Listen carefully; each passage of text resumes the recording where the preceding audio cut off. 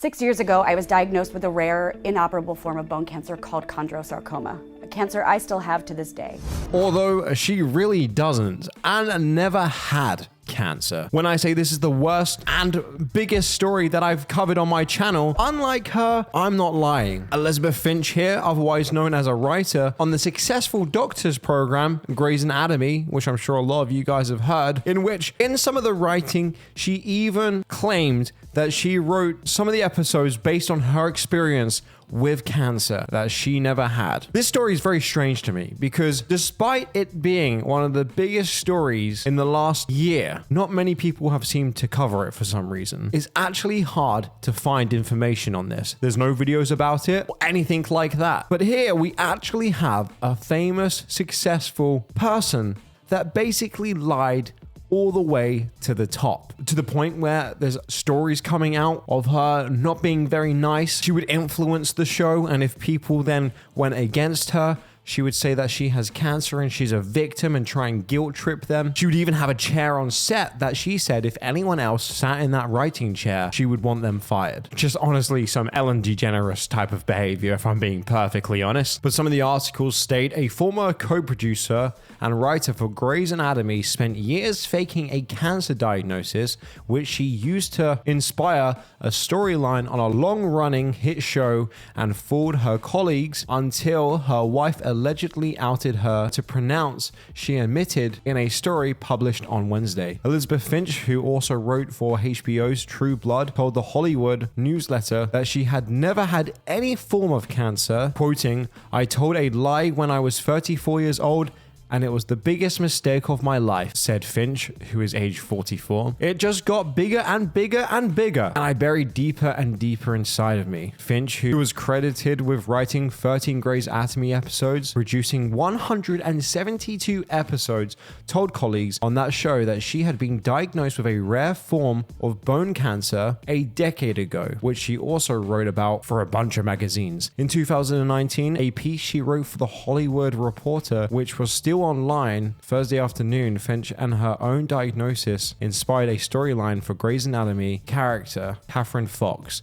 played by Debbie Allen. Finch's wife did not immediately respond to a request for a comment Thursday. The article then goes on and talks about how Elizabeth Finch would go off into the break room and go and use the toilets and pretend to vomit and puke, and must have done some form of makeup or shaved off some of her hair to really give that cancer look, to really try and convince her co-workers that indeed she had this. One of her ex-best friends used to take her to the Mayo Clinic frequently to go and get updates, in which, as you guys probably have heard this story 1,000 times, she would get the person to wait in the car as she would then go to the Mayo Clinic and claim to have these appointments with them. I know her friend got suspicious of this over time and claimed that they knew something was up, but she had convinced her co-workers for about 10 years. This lie has been going on for 10 years. She had been lying, influencing people, and I just generally get the impression that she's only upset because she has been caught.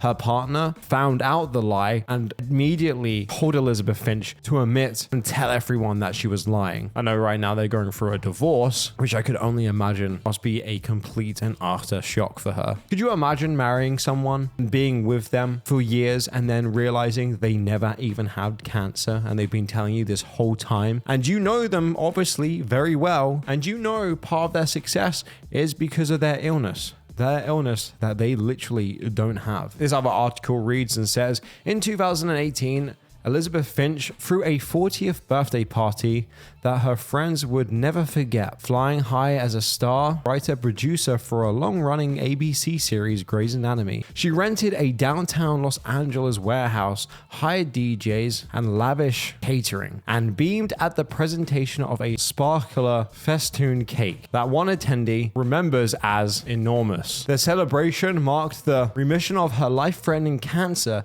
as well as a landmark birthday. Old friends, new friends, and industry friends all danced and mingled. Finch made an announcement that her doctors from the Mayo Clinic were there, but they don't want to be identified, recalled the attendee, who are all wondering who the doctors were. Who could they be, guys? Where are they? It's just wild to me that a story like this can happen. I know like the people that fake this type of stuff previously have kind of been people that have been not doing well. Not that that excuses it in the slightest, but with this case, it's like here you have a successful person. Granted, they only really did become successful because of their faking of cancer, but still, I just don't understand how some of these people can really think that this is going to end well. Apparently, her mother had cancer in which it took years to recover from when she was younger, but many people go through that in their childhood, I'm sure, and none of them seem to fake cancer. And honestly, if anything, seeing your own parent go through that surely would deter you from faking this, right? You're basically taking the piss in a sort of sense. Like a lot of the fakers for any kind of illness, it demoralizes the people that actually go through this on a daily basis. But here we actually have a statement as well from Elizabeth Finch. This is a statement that she apparently gave after being caught. At a certain point, the hardest thing becomes remembering what you said or told people. Wow. That must have been really hard for you. While reading a lot of the quotes from this article in which she has said, it all seems very self-pitiful. She feels bad, but mainly bad for herself. It's being gone because my brother died by suicide. She wrote in a note explaining a abuse from Grey's Anatomy. He was on life support for a short while, but immediately did not survive. Her brother Eric, a doctor, is very much alive and working today. Which, by the way, yeah, that's another thing. Not only did she lie about cancer, but she lied actually about other things as well. She lied that her brother has dead. Not true. Her brother is well and alive. Oh, and also, by the way, yes, an actual doctor. That's pretty fitting if you ask me. She also was one of the first people to come out from the #MeToo movement, in which she claims a director or someone had touched her inappropriately, but she can't obviously name who it is. And the one person who was also on set in which apparently that happened has no idea what she's talking about. And I feel like at this point, it's safe to say probably not to believe her, right? I know there'll be people trying to argue the point that you should always believe someone, but how can you? How can you believe someone that has literally lied about having cancer for over 10 years, lied about their brother dying, and lied about every single aspect of their life? And like I said, a lot of the quotes that she says, she basically just talks about how hard it was. Oh yeah, you know, it was really hard to keep up this lie for so long, but I know what I did was really bad and it was really messed up. And like she even quotes here, what I did was wrong, she says, not okay, f***ed up, all the words. In her first interview since the scandal made the news back in March, Elizabeth Finch, the TV writer, is finally talking. But how did this story actually break out? How did it actually happen? Well, Finch spoke with the anchor who broke the story in an interview months after her soon-to-be ex-wife Jennifer Bayer went public about the story in an interview in May. Finch was investigated when Bayer, a registered nurse she met in 2019, caught onto her lies. Which, by the way, can I just say, if you're going to have a lie like this, probably the number one rule would be not to then marry a nurse. That's like me being a mega mastermind criminal, but then I decide to marry an FBI agent. Those two aren't really very compatible.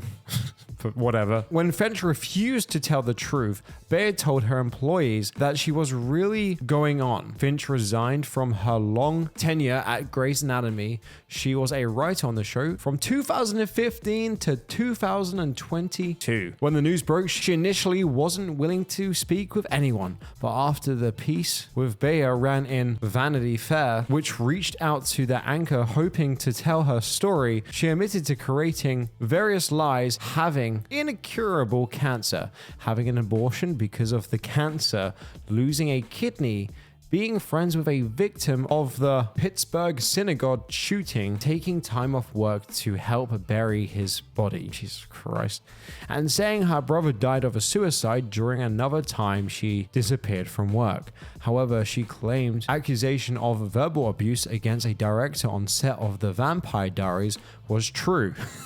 Yeah, I feel like after all of this, no one's believing you ever again. Though she refused to name the director. Okay, great. I know it's absolutely wrong what I did, said Finch. I lied and there's no excuse for it. But there's context for it. In the best way I can explain, it is when you experience a level of trauma, a lot of people adopt a coping mechanism. Some people drink to hide or forget about things. Drug addictions try to alter their reality. Some people cut. I lied. That was my coping and my way to feel safe and seen and heard. Aw. Well, why didn't you say, you little silly goose? Well, that's okay. A lot of people have been talking about factitious disorder, in which someone lies about illnesses for attention, which, yeah, 100%, that exactly nails down to what this is. And at any time someone tells you that they feel bad and they feel really guilty, and there's always a but at the end, they don't really feel that bad or guilty. I can assure you, she does not feel bad for what she's done here, the resources she's taken away from other people, and also now those types of people that have been affected by this, who are gonna have trust issues believing people that actually go through this horrible and terrible disease. Finch maintains that all the lies began when, after having an actual verified knee surgery, friends were there for her in a way that made her feel special. But later, when her leg healed, they were all suddenly less pressed. Yeah, it's weird how that happens, isn't it, guys? This one time when I was a kid, I fell out of bed and like everyone was like very loving, but like they're just not very loving anymore. It's like very strange. So she started finding new elements to keep people's attention.